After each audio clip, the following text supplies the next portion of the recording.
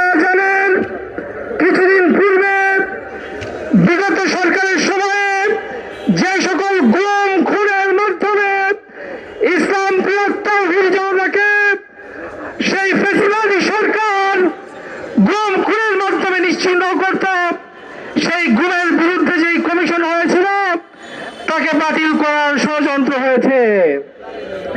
এর মাধ্যমে পরিষ্কার আমরা দেখতে পাচ্ছি এই দেশ এবং রাষ্ট্র ক্ষমতার গভীরে যে ইসলাম বিদ্বেষী অপশক্তি ঘাপটি মেরে বসে আছে তারা এখনো সবাই বহাল তবিয়তে আছে।